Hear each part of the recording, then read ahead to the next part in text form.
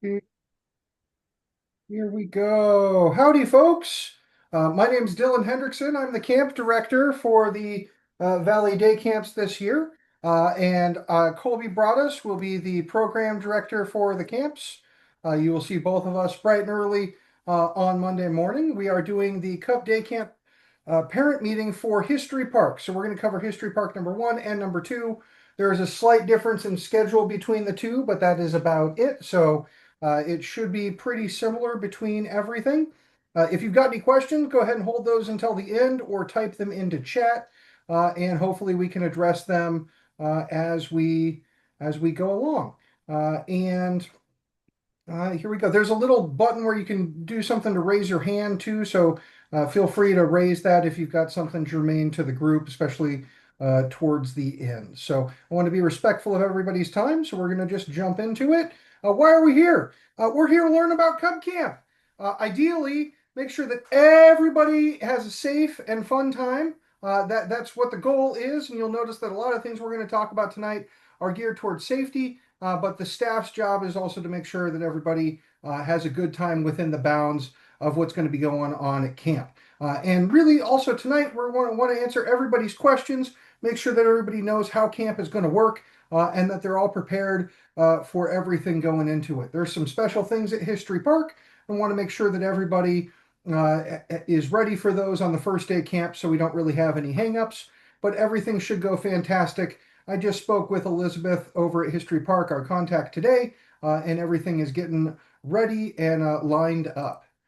Everyday items, so things that your youth should be bringing to camp every day, especially now that we're getting towards the end of July, well, middle of July here, is the one I will highlight first and foremost is sunscreen. Please make sure that they are not only wearing sunscreen, but that they bring extra sunscreen that they will wear. I have a giant jug of Banana Boat that is a gallon of sunscreen. We won't go through that this summer. But I want to make sure that the kids all have something that they are willing to apply, and that they don't mind having reapplied through the day, especially towards 2 to 3 in the afternoon when it is going to be the hottest. Hopefully they bring a backpack or some sort of bag they're comfortable carrying things around with them in. Especially on one of the days, we want to make sure that they have something to carry all of their items in. It'll be very important at this camp, just because we're not necessarily going to have the same central location as some of the other camps on certain days. Please make sure that they have a lunch and snacks that they will consume. I have plenty of extra snacks, but I want to make sure that they have snacks that they enjoy. I'll have Cheez-Its and Chex Mix and um, Uncrustable style PB&J things, but if you're allergic to peanut butter, I can't give those out to you. And I want to make sure that I'm only giving things out to kids who need snacks as opposed to kids who want the snacks, of course. A hat and sunscreen. So some sort of hat to keep the sun off of their faces. History Park does have plenty of shade, and we do have the firehouse, so we are indoors for part of it. But also at the archery range, at the BB range, there's going to be a fair amount of sun throughout the day when they're shooting, and we want to make sure that the youth are kept, out of the sun as much as possible. And a hat will do that. A sunscreen will prevent the sunburn. And if you get sunburned on the first or second day of camp, the rest of the camp isn't nearly as much fun as when you weren't sunburned.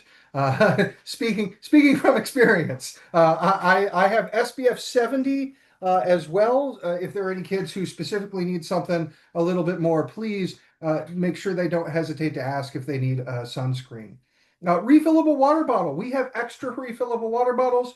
I have extra temporary water bottles. But of course, if they bring their own water bottle and we can refill that, it'll be better. We'll have the water jugs at every one of the program stations. So wherever they are, they'll be able to refill their own water bottle. And making sure that they stay hydrated is a good way to them not being cranky towards the end of camp, and also a good way for them to have fun and be safe while they're doing it. We don't want any heat-related emergencies, but more importantly, a hydrated youth is going to be a lot happier at camp than a youth who isn't, especially once again towards the hottest part of the day, around 2 to 3 in the afternoon. Appropriate shoes. So we haven't really had any of this with the Cubs so far. Make sure that they have shoes that they're comfortable in, that they can run around in, that they can do activity in. We have had a couple of adults show up in Crocs, which is not the best shoe to wear if we're not doing a water activity day. We'll have some water relays and things like that for the kids to cool down, but hopefully nothing where their shoes are getting soaked. Just make sure that you wear appropriate shoes if you're a parent volunteer or if you're going to be hanging around camp as well. History Park, we're lucky. It's shaped like a little miniature town, so there's plenty of pavement. There's even sidewalks inside the park, but you're going to want to get on the grass when we're doing stuff with the kids if you're going to be coming to the camp as well. First day items. So there's a lot of stuff to cover here under first day items, but the most important ones are the forms. We will have plenty of these extra of the forms, but the forms are what take time in the morning to fill out. And if you bring these filled out for the youth and for yourselves, it'll be a lot better. So the first and foremost thing is a health form, part A and B. That's the Scout health form. It's really simple. You can download copies of these online. There are printed copies in the lobby at the Scout office. Hopefully you already have one of these filled out for other activities and you can just bring that copy bring the health form. The range and target sports form, this is the BB gun permission form, is what it's also known as. It's also got wording for archery in there as well. If we don't get one of these, the youth can't shoot, and that would be a bummer. I definitely want to get one of those for every youth that is possible. And then the Baggy Liability Waiver. The Baggy Liability Waiver is the Bay Area Glass Institute. The Bay Area Glass Institute is one of the things that we are doing for a special occasion on one of the days. The Bay Area Glass Institute is located in the park. We'll talk a little bit more about that later. The project that we're doing is a cold fusion. So the kids are not handling hot glass, but of course we're going into their facility and they need us to sign their liability waiver for that project. Let the ranger, there's not really going to be a park ranger most days at any of these parks, but let the attendant know if they approach you when you're dropping off the youth in the parking lot that you're just doing drop off and you won't have to pay for parking. If you are going to stick around for the day, you are going to have to pay for the lot that you're in. It should just be $6 in any of the lots that are around History Park. And surprise, surprise, the machine at the K2 lot was broken last time we checked. And if the machine is broken, you don't need to have payment for that lot. But yeah, you will need to pay if you're at any of the other parking things. The drive to the parking area for the camp, and specifically for History Park, you're going to want to enter at the K2 entrance. The K2 entrance is, if you've ever been to Scoutorama, is the secondary camp entrance. It's not the primary History Park entrance. So the K2 entrance is near the Botanical Garden, and it is going to be something that we're going to look at on a map. And so just please take note of that. The camp is not located at Happy Hollow, the Japanese Botanical Garden, or Kelly Park. The camp is located inside History Park. Every day, that's where we will meet. Every day we will meet at the K2 entrance for the camp. And then let's see, other thing that you want to do on the first day, make sure that you pick up your t-shirt and make sure that the kids change if possible. The t-shirt is what allows us to keep track of all the kids at the camp. And then make sure you bring your scout to the den location. You're going to check in the first day, but then you're also going to sign in at the den location. And for future days, you're also going to sign in at the den location. There's going to be a sign-in sheet. If someone else besides you is going to pick up the scout, please make sure you make note of that in the den binder. That's going to be something that we want to keep track of and is very important. Next slide. Typical camp schedule. This is what a typical camp schedule looks like every day. At History Park, we will have a special activity from 1:15 p.m. To, I think, 2:30, 2:45 is when the middle program session is over. That's pretty much every day we were able to line something up. You're going to see the specific schedules in a little bit, but we have early drop-off and staff check-in at 7:30. No one in the History Park number 1 is doing early drop off. And then we have late pickup at 5 p.m. And we have a few people doing late pickup. And then there's the schedule for the rest of the camp throughout the day. We'll have a flag ceremony at the beginning and we'll have a flag ceremony at the end. We'll have some closing bulletins and beginning bulletins each day.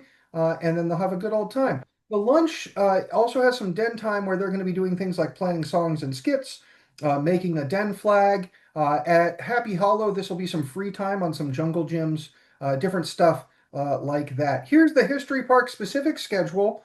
And so every day is different. Monday for History Park #1 and History Park #2 is going to be the San Jose Giants tour. We get to have the kids run the bases, go out on the field, do a behind the scenes tour of the stadium with some of the staff that are there, and we're very happy to do that with them. They also have a scout night that they're going to be hosting later in the summer that they're going to have some flyers for. If you go to the scout night, you actually get to camp and sleep out on the outfield, which is a pretty fun overnight activity that they do. On Tuesday for History Park #1 and for Wednesday for History Park #2 is the Bay Area Glass Institute Fusing Project. And so that's a version of what the fusing project looks like.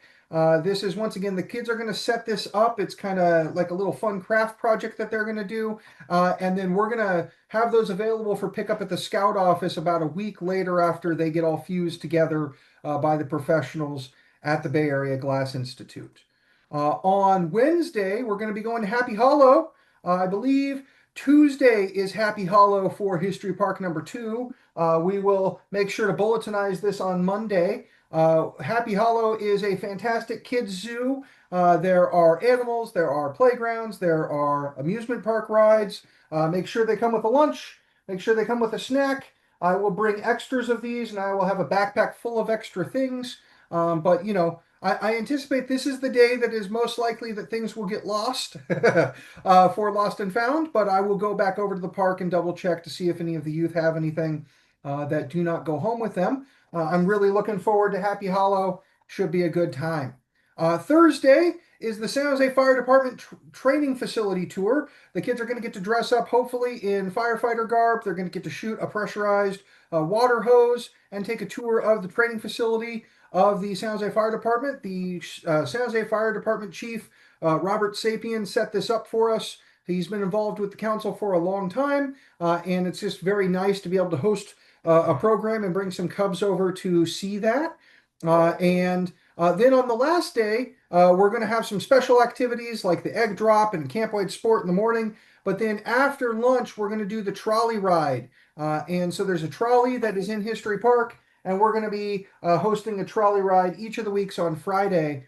And then at 3 p.m. is when the campfire program kicks off. So the campfire program is the most appropriate thing for the adults to come to. If you haven't been able to come for the week, the campfire is the best thing for you to come to and see what the kids have been doing. It should be a good time. And then we have sign out and pick up at 4 p.m., late pickup at 5 p.m. The last day, it'd be good if there isn't as much of a late pickup, just because most of the kids end up getting out of there a little bit early on Friday compared to other days.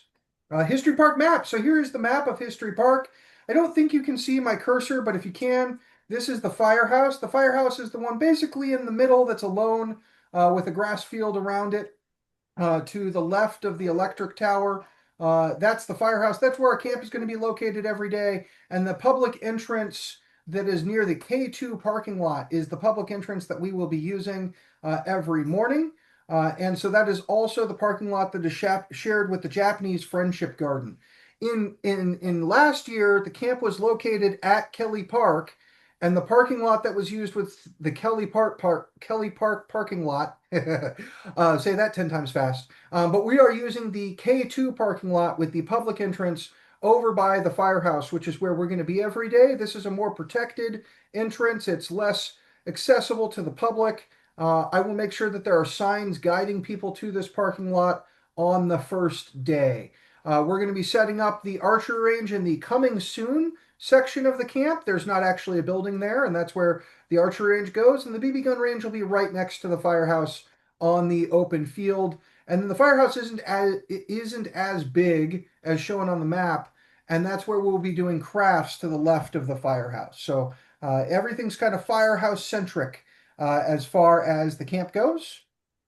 The emergency contact information. Gillen, Yeah, your screen share isn't working if we're not seeing the map that you'd showed us. that's weird. I mean, it's showing. It's working for us.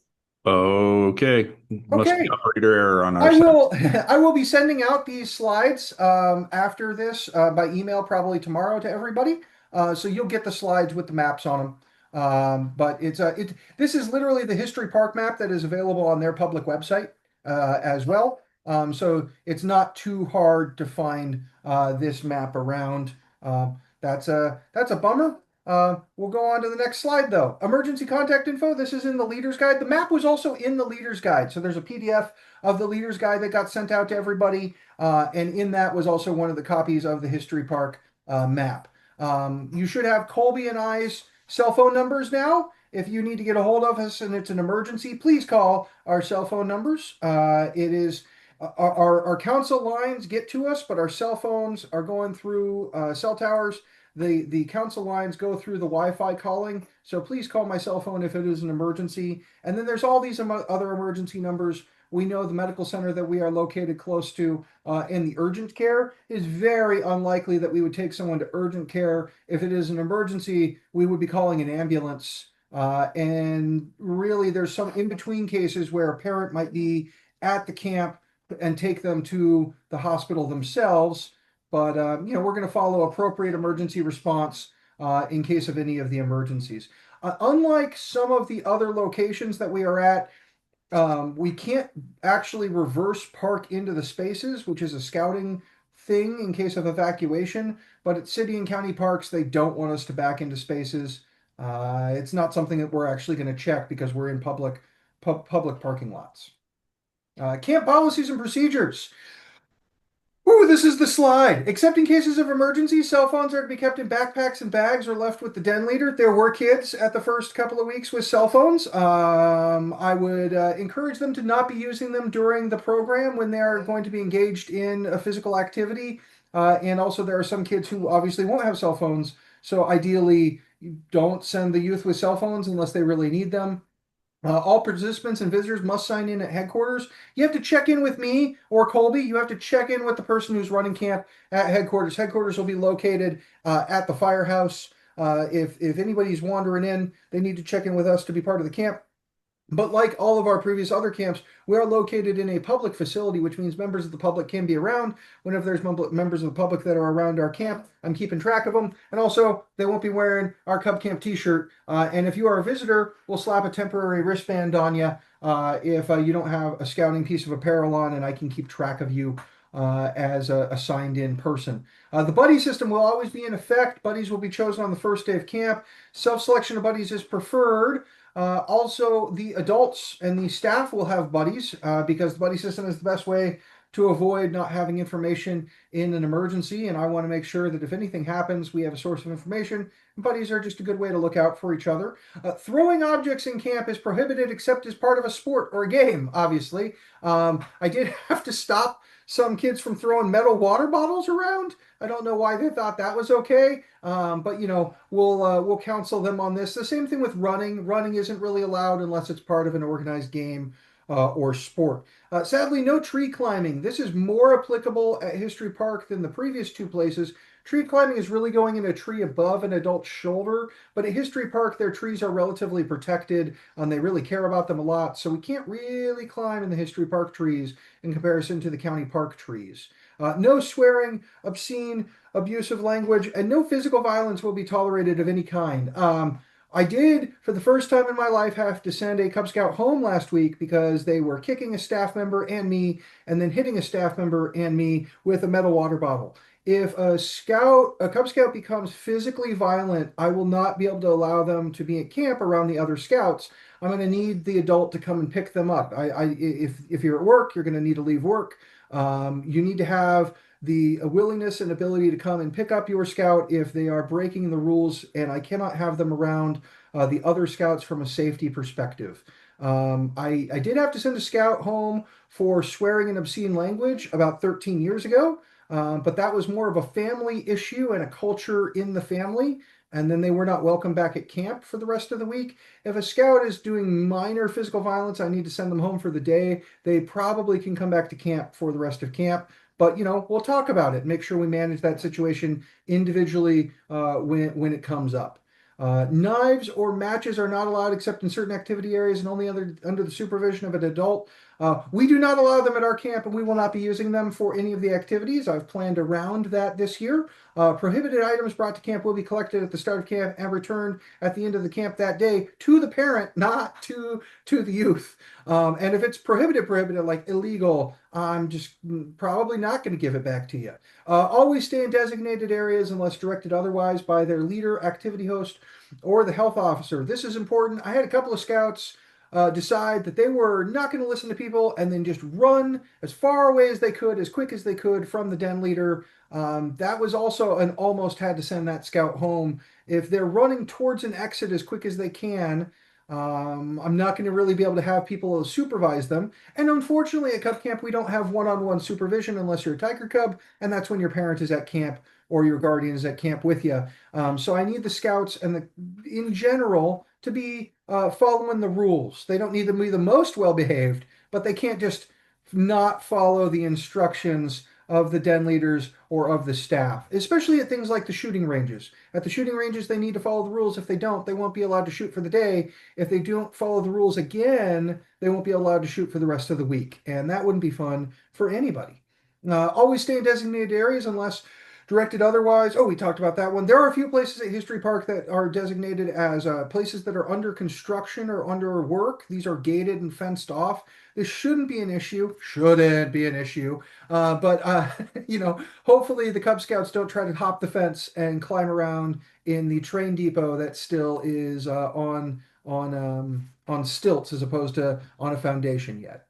Attendance will be taken every day for both campers and staff. And smoking or drinking any controlled substance prohibited in all program areas at Cub Scout Day Camp. If for whatever reason your physician has prescribed for medicinal purposes a controlled substance, that needs to be directed under the supervision of a health officer. It can't just be given to the scout for them to take whenever they need to, unless they're supposed to have it on their person, like an EpiPen. Personal firearms, ammunition, archery equipment are not permitted to be brought into camp. This is a scouting national rule. We can't at our camp have any of the Cubs bring their own stuff. So even if they are really good at archery and they've got their own bow, can't have them bring their own bow to camp.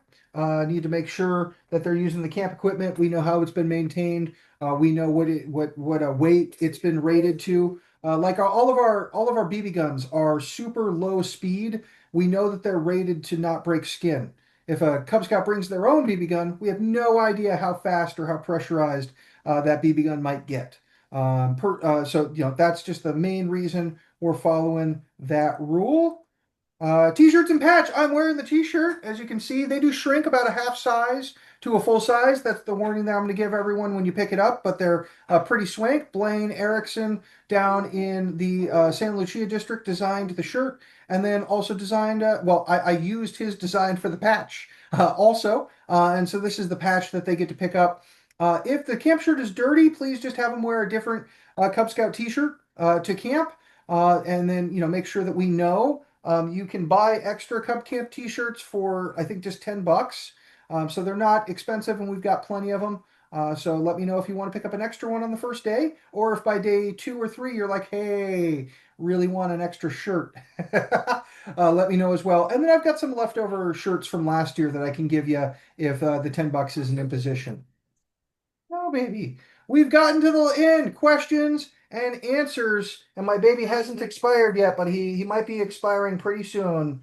And he might need a diaper change. Well, yeah. So I'm going to put a pause and hopefully everyone can think of some questions. And I'll be right back.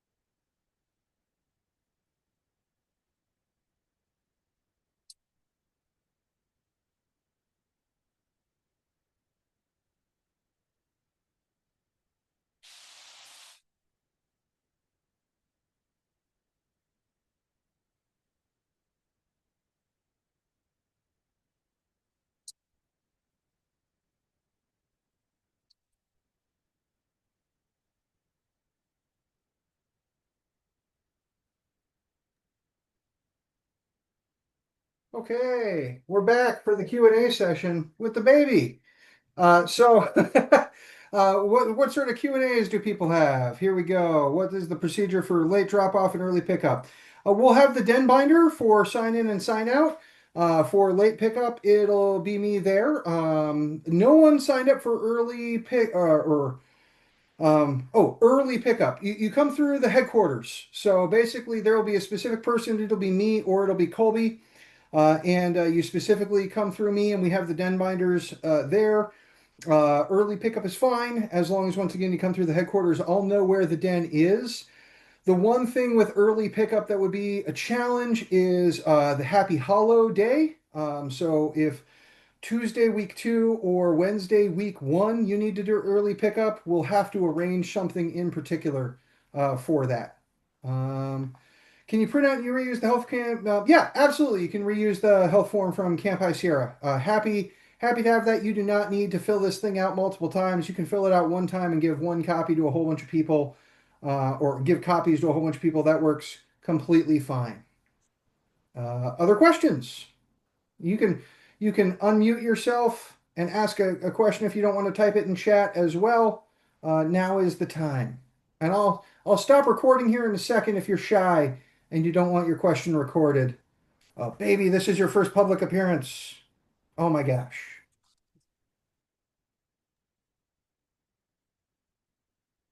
Oh, someone unmuted, but we're not hearing anything. Hey, sorry, I missed the first part of the Uh-huh. meeting. So for the health form, do they only need A and B or they also need C? Nope, only A and B. Yeah, Okay. only A and B. And if people don't bring it, I have about 50 extra copies that live in the trailer. So if you don't bring one, you just have to fill out one the morning of. It's just then you're stuck there for however long it takes you to fill out a health form. All Um, right, fantastic. yeah. Also, where I caught the tail end of having to fill out the form for BB gun and all of that stuff. Will Mhm. that be in the package that you'll be sending out or? Yeah, I'll send it out again. You should have gotten the BB form, the Oh, baggy form in this last email that had the invite to this meeting. So I see. yeah, Okay. Oh, yes. so Okay, I yeah. see your invite and I'll check it out. Thank you so Yeah, just much. check. Yeah, just go and check out and if you didn't get it, please email me again. My email is just my name, Dylan.Hendrickson at Sure. scouting.org. And then Sure. happy to get those forms back out to you. I will also have copies of the Bay Area Glass Institute liability Mhm. waiver at camp in case anybody Sure. needs those as well. All right. Thank you. Okay. Other questions? I'm going to stop recording in case the reason people aren't asking questions is because they're shy. Um, oh, yeah, there's a 30-minute window for sign in and sign out in the morning. Oh baby. Baby. Baby. Oh no. Oh no. Oh no, it's okay. It's okay. We start sign in at 8:30 and then we don't actually have starting flags until 9 in the morning. And then that's the half an hour window in the morning. And then the half an hour window in the afternoon is 4 or 3:30 to 4. But really flags normally happens at about 3:45. So it's right in the middle of that window. The Cubs, plenty of Cubs got picked up early last week. Missing the evening flags isn't the end of the world, but I think getting there at about 4 is when most of the adults were comfortable getting there last week. Yeah, I'm gonna go ahead and stop the recording.